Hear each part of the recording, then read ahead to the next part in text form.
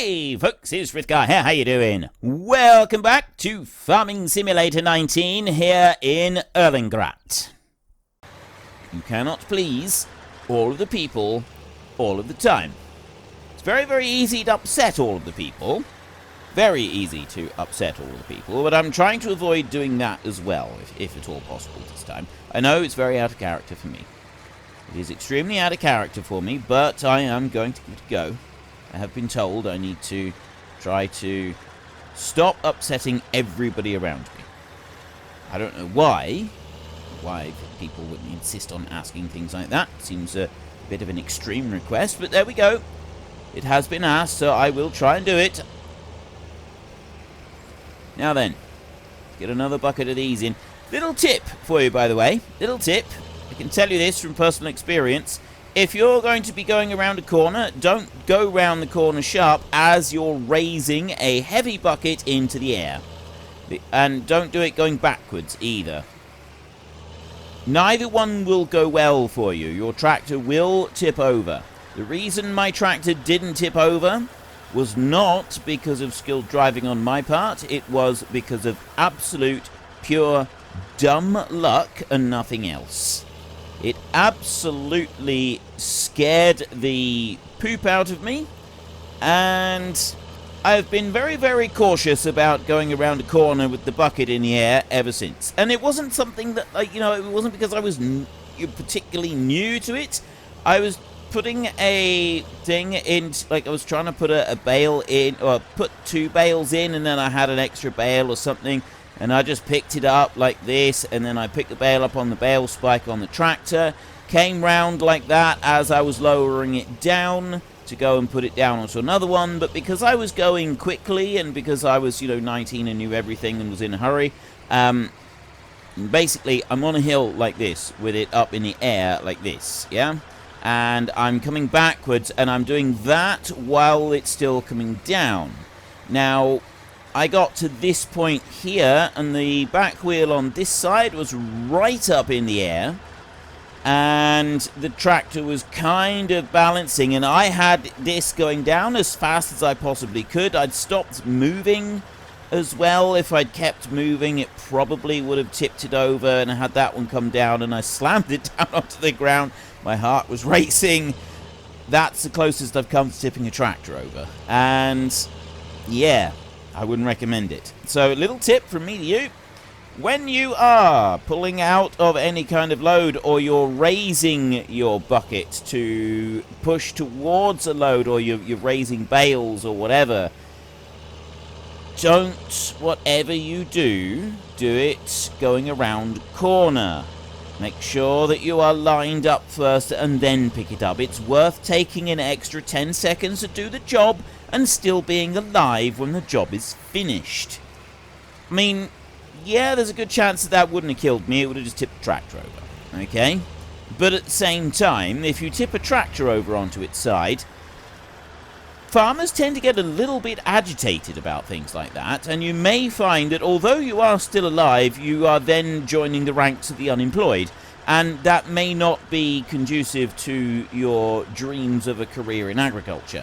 So there's another good reason for not tipping your tractor over on its side. Now, we're going to leave that one there a second, and we're going to go over here. I have a combine all the way down the end of the field over here. It is on 89%. We have got a little bit of crop there. And then there's a possibility that we have some crop on this line right here. Yes, we do. A little tiny bit going up through there. It's not a lot, but so little, in fact, that you can't actually see it until it hits the combine itself. Let's just assume that it's lying flat in the field, and we're just having to sort of pick it up a bit. That's what it's doing. Although I think if you had sunflowers lying flat in the field, if they'd fallen over, you'd really struggle with that. You'd probably struggle to pick them up, I think. Anyway, we'll run down all the way down through here. I've already had about 50 litres extra coming in. Well, that's not too shabby. And then we can go and tip this lot out. How is the job doing? If that one's going to Is he going to keep going? Yes, he's going to keep going for us. Ideal. Right. We're on 91% active on the job. So we need to go and tip this out. And the sunflower situation is a huge amount more at the Fellsborough grain mill. So we will go and run the excess up the road to the Fellsborough, to the train. We've got the train on the track over there. And we will use that one. So let me just grab the last of this. Pop that one out. Turn that one off. One round there like that. Right, you go into there, and I will go through here. Actually, I don't need to move the train at the moment. Looking good. Let's go to there. Do we have any more sunflower jobs? Just thought maybe we could get a little... That's corn. Beans, sugar beet, canola, sugar beet. Sunflowers in field 11. Soybeans, wheat, potatoes. Well, there's loads here. Oat, corn, potatoes. Right. It's field 11. It's the only one. Could have looked on the map just to see if there is any. Yeah, it would have been quicker if I just looked at the map there.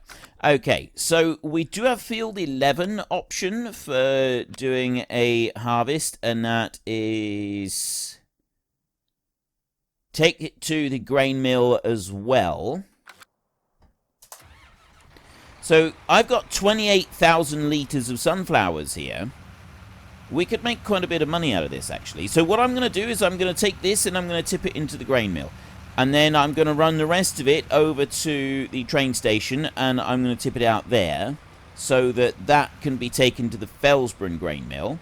And then when I've done that, we will finish this contract, and then we'll take the field 11 contract and we'll get that one going. And then we can do kind of the last bit. Now, there shouldn't be very much that we need to do here. There we go. We're finished. So I just brought in 478. It's about 1,000 litres excess that I just sold there. Yeah. I sold more than 1,000 litres just then. So we've lost out on 800 euros already. But we got 11,000. So that would be 4.5 grand if we sold it here. We get an extra 4.5 grand. Or... well, an extra 4 grand by taking it to Fellsborough grain mill, so taking up to the train station, which is quite a significant chunk of money. If we go and do that again with field 11, that's going to be an even more significant chunk of change, and it's definitely worth bothering with, I think. So we're going to do that. I'll run this one up this way, and then we've got a fast track that we're going to want to do it with, and that one's actually field 11 down to the grain mill. Isn't too bad a route. It's just here, straight down to here. So that's going to be fairly quick and easy to manage and keep running. And then we can continue on with our potato harvest while that one's going in the background. So this is kind of how I picture us going forward with the series in FS22, is that we have some contracts going, like we'll just pick one up here and there and try and at least have a contract or two running in the background, but the primary focus will definitely be on our own land. It'll help to break things up a bit as well, won't it? So we'll put those 11,000 litres in there like that. Boom. And if I just jump out a second, and then we can go in here and we can say harvesting done. So we get 5,679 for doing that one. Then we want to go to field 11, that one, sunflowers to the grain mill. We will borrow items for that one, like that. And I do want to just have a look at other prices a minute and just see if there's anything sort of comparative for the Fellsborough thing. There isn't really. I mean, it's not that significant a jump. This is the real significant jump. Beans might be worth bothering with. Like, we got 864, although the Fellsborough one price is coming down. Supermarket is currently holding at 821, which does seem promising. The grain mill price is going up, so I'm not going to worry too much about those. Potatoes are up nearly to 200 now. And yeah, we'll leave you there for a second, and we will go over to...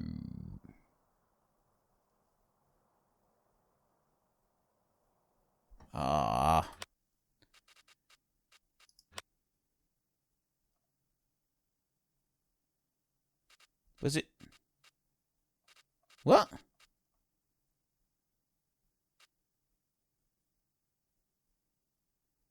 It's gone. I haven't got the contract.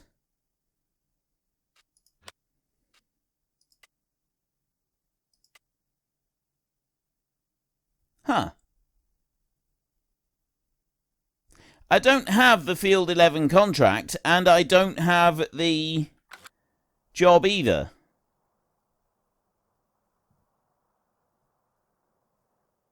That would be Field 11 right there.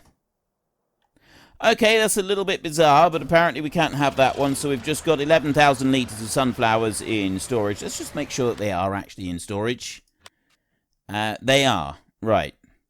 Well, I've got those that I'll be able to get once we've harvested these potatoes. So maybe let's not worry about any other contracts just for a minute and focus on picking up these potatoes. I'd like to get this field cleared.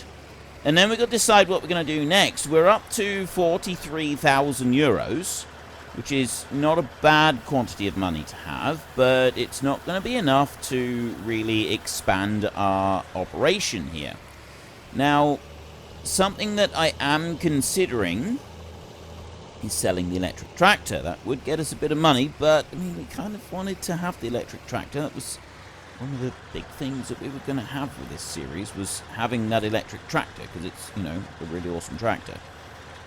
And I just like the idea of having an electric tractor. I mean, we said we had an electric tractor right through the whole Boulder Canyon series, and now we've got a real electric tractor, an actual one. I'm not really using it. Well, not at the moment. That being said, though, we are going to want to have an extra. We don't want to put all of our eggs in one basket here, really, do we?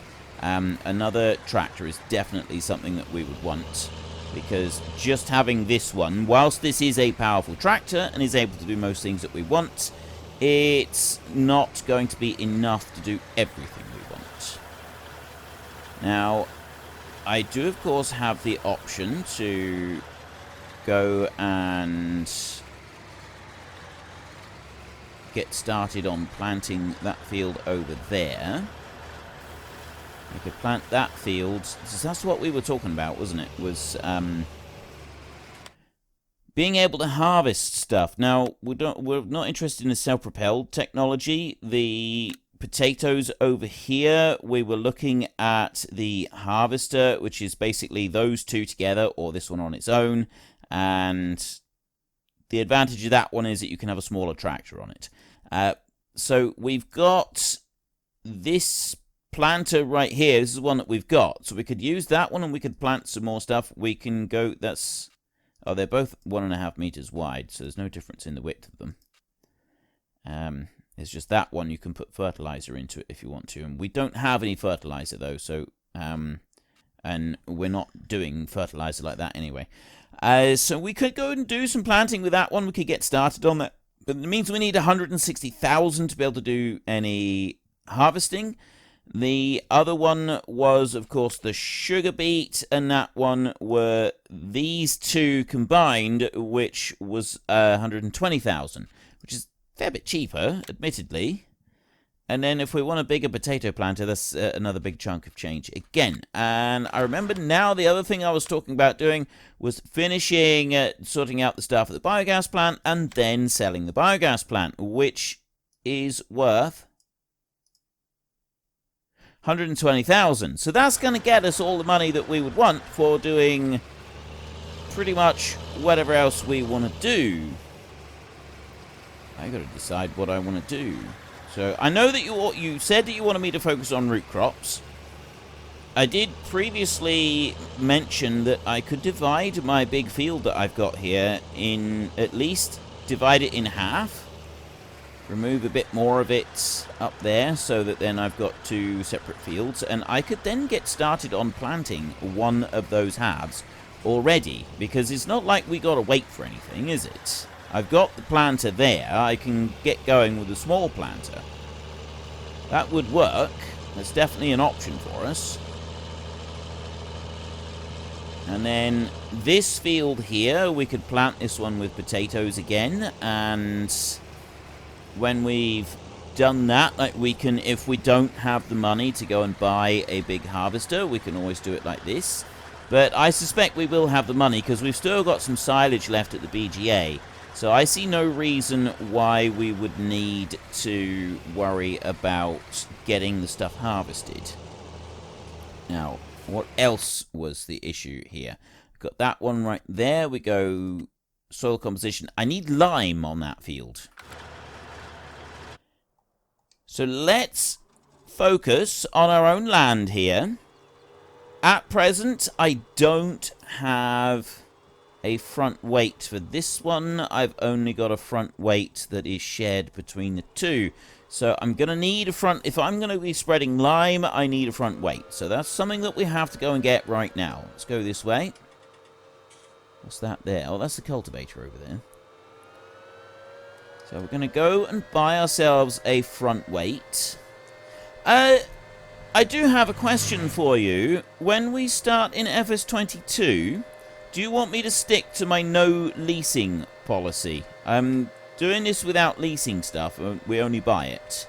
You know, we basically said that we're a new business. We're starting up. We don't really have any credit available anywhere, so we just got to buy things. Do you want me to stick with that, or are you not too concerned about me going and leasing items? Because obviously it is more of a hardcore challenge to not lease anything. Because at leasing, it gives you access to much bigger machinery much more quickly. And so I don't really know if that's what you want to see in this series or not. Or the new version of the series. What weight did I have? Did I have the really small one? I've got that. I've only got that one. 651. I'll get that one. We'll just leave it grey. Oh, unless we can colour it the same. That's class. Doesn't look like we got the colour of the vehicle that we're using. So we'll leave it with grey. We won't bother painting that one. There we go. Like that. And we'll go and pick that one up. So now I've got a front weight to offset the weight of the lime spreader a little bit.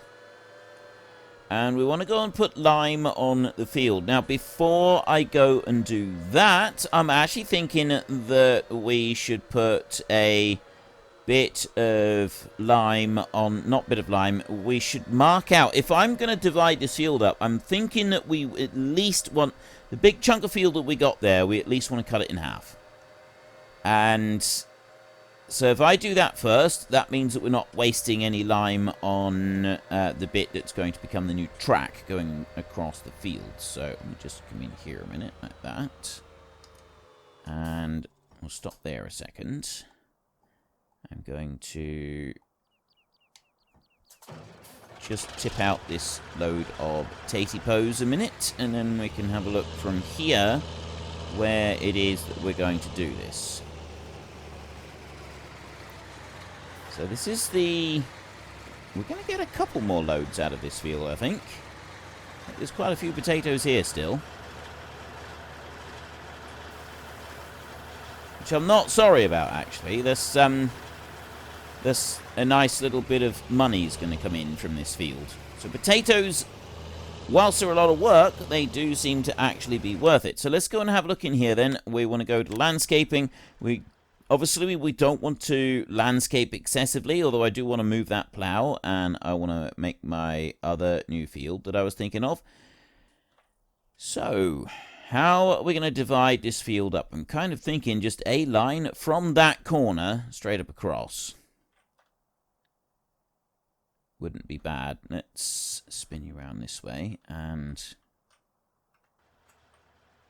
Right. Actually, probably to the corner up there. That gives us a bit of an odd-shaped field there. I'd rather have one really odd-shaped field and then not worry too much. So, yeah, I'm not going to make it exactly square, but I think up across here. So we'll start off going up across here. I've got the sculpting option. I'm going to head straight towards that house from this corner. So all I'm doing is I'm doing the leveling option. And yes, it is going to move out a little bit on the edges. Let's just bring that in like that. There we go. Probably a little bit too much there.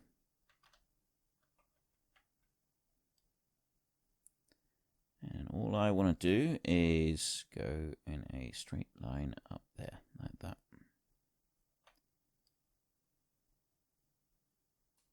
And we'll do this up to here, and then we can have a bit of a track going along there so that we can join in on the roundabout. So if I go up there like that, and the track will end up going around that way, and then the edge of the field will come along like that.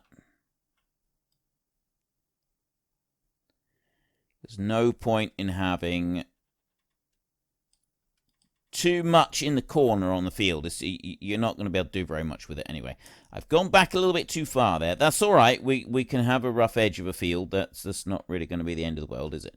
Along here now, so I want to change this over to, and we'll go for a smaller one of those, change it over to painting, and we want to go through our textures here. We've got, that's mud. I don't want that. Various rock. It's this one I think that we're going to want. Yeah. Just a bit of a track. Now, this isn't going to be much of a track along here, because this isn't going to be one that's going to be used a lot. But what we will do is it's actually going to come up here. Now, the thing with farms is that very often they will have an unofficial track that pushes onto a road somewhere. So there's no actual road markings for it. Nothing like that, but you still use it to get out onto the road. You just do so slowly and carefully. And I've seen and used hundreds of them all over the place. So although there's no official road markings there, this is something that is quite true to real life. This is having a track going out onto the road like this. And it's only if we want to go and access that route up there. So, I mean, if we have a look on the map, that would take us up to the roundabout there, which would go on round to the biogas, or further up into the mountain if that's what we want to do. So later on, if we were to purchase that, we've then got a bit more of a direct route coming back into our yard, things like that. And I think that's a good division of the fields, actually. We've got a nice solid chunk over here, and then we got quite an odd-shaped bit here, but I'm quite happy to have the odd-shaped bit over this side. And then that one's a cleaner shape for us to deal with. The same as this one down here. This one's nice and small. That one's a little bit bigger. And then you got the big one, and it's a bit odder. That's going to sort of be the where we would do the bulk of the work if we were going to be doing anything too drastic. So now what I want to do is I just want to make that a little bit bigger. And I'm going to paint here like this. Probably not going to put... Actually, I'll tell you what, we could put some grass. What's that one? That's the pine needle forestry texture. That's plain grass, gravel. I haven't got an intermediate one. I've got mud. Got that. More mud. Gravel. Stone. Ooh, I know what we can do. I've got an idea. Right, so we're going to have to just use the grass. Now, unfortunately, I need to kind of do it like this. So I've got to be a bit careful where I'm pushing, because it goes out rather a long way on this. Although that's not a bad thing up here. Let me just push up towards there a bit. Let's go a bit closer to it. See what we're doing. There, we go like that. And now if I take that down really small, I can bring this in a bit. And just sort of carve out that corner.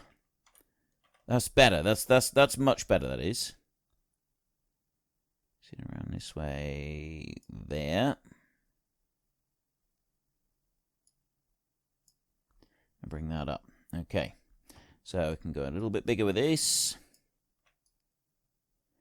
I'm just bringing in, I'm sort of painting in a little bit of this grass down through. I'm now trying to be careful that I don't get too close to the plowed edge of the field, because I don't want to be pushing it back too far from where I've now established this boundary line between the fields. I'm quite happy to have it as wide as it is. It may seem like it's a little bit too wide compared to a track, compared to a tractor's width. But the reason that I want that is because it will be a lot easier to keep the machinery from sort of staggering over into the other field. And in fact, I'm going to make this a little bit bigger so that we've definitely got a bit of a boundary between these two fields. I know it might seem like a bit of a waste, especially after spending all that time plowing it up, but I do think that this is going to make it better for us when we're managing our fields later on. And it does, also in a way, it does tend to go a little bit against my normal procedure, which is to make every field as big as possible and use every single little tiny iota of space that might be available. But this time, I don't think that's actually what we want to be doing. So I can bring that one up to there like that. Next, I'm going to cycle through and we're going to get the dirt texture that we were using, which is not that one. That one. Now just put that back. So now that I've got the grass on the end of this, I'm going to put some dirt texture up there like that. There. And now I'm going to make that one step bigger. And I bring that down here like this. Now, I've got another idea in a minute that will justify us having this track up across here. It will mean, though, that this track is permanent. We won't be able to undo this at a later date. So we'll put that in there. It can be used if we want to. This isn't a track that's going to be used a lot until we start building our yard later on, which means that we probably won't be using it in this series, to be honest. But there we have it. Now, I'm going to ignore the plow for a minute. We'll just have to sort of go back over and we'll get that one later. So I'm going to now bring this down a little bit smaller. Because we've got a little bit of cash available, I'm going to go here. Make it a little bit bigger like that, and then I'm going to do some smoothing along here like this, and just level this out a little bit like that. So it's not drastic what I'm doing, but it's enough to level out the land a bit. Like that. Now, what I'm going to want to do here, though, is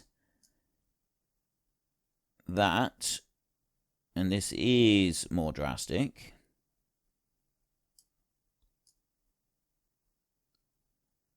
That's biting that right back in like that. I'm doing this because I want to bring that right along there. Now, it is actually lifting the concrete texture in. Unfortunately, folks, that is all we have got time for today. A massive thank you to everybody who has earned their way into the Great Book of Names. To find out some more details about all the names coming past, please head into the description and click on the link to the Discord. It's a link to another video. The link is on the other video. Please also consider checking out the links there for Nitrado, who provide gaming servers for games like Farming Simulator, Minecraft, Ark, and several others. And there's also Fanatical, who will help support your gaming habit by providing you with cheap games and also giving me a small commission on anything that you buy using my link. If you've enjoyed this particular video, then please head down below and give us a like. And if you really enjoyed it, then please tell your friends all about me. Get them to come and watch as well. That would be awesome. And until next time, thank you very much for watching. This is Frithgar. Goodbye, and see you later.